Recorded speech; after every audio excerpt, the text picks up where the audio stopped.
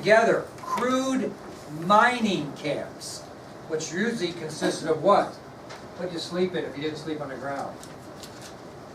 Tent, or maybe in your wagon or whatever. But they were very crude mining towns. And they were basically lawless. What does that mean? They were lawless. No laws. I mean, it was just do whatever you want. And people got tired of that, so they set up what they called a vigilante law system. And a lot of these camps were run by vigilante law. Does anybody know what vigilante law is?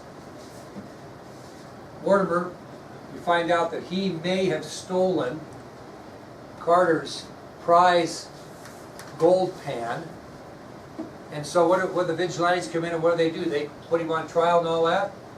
No, they just take care of him, beat the hell out of him or kill him or hang him or whatever. That's vigilante law. There was not much justice to it. But there wasn't a lot of crime either. Because they just took the law in their own hands. Now, did some of these 49ers find riches? You bet they did. But realistically, most found disappointment. Most found disappointment.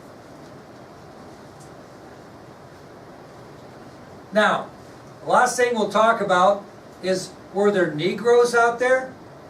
You think Negroes traveled west? In two different scenarios. What would be one scenario that Negroes went west to California? They were slaves, and so they served as servants to the white people that owned them, or they might mine gold, with the gold going to the white people that owned them. But they did also have free slaves out there as well. There were free slaves, most notably Moses Rogers. So there are two types of black people out in California. Those that were owned, they were slaves who served as servants to their masters, or they were out in the gold fields panning for gold, which the profits went to the masters. Or you did have some independent Negroes, most notably Moses Rogers. He was born a slave in Missouri, got his freedom, and went west and was one of the most successful gold miners out there. Matter of fact, a lot of people, including many white people, many white people, would pay him for his advice on how to mine gold more successfully.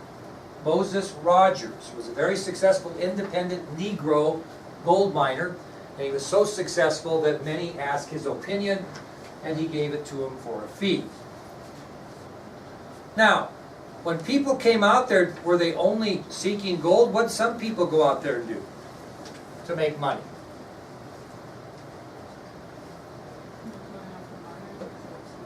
Set up saloons and hotels and stores, and what went along with saloons were women of the night, etc. So people began to move there. You ever watch Bonanza or Gunsmoke?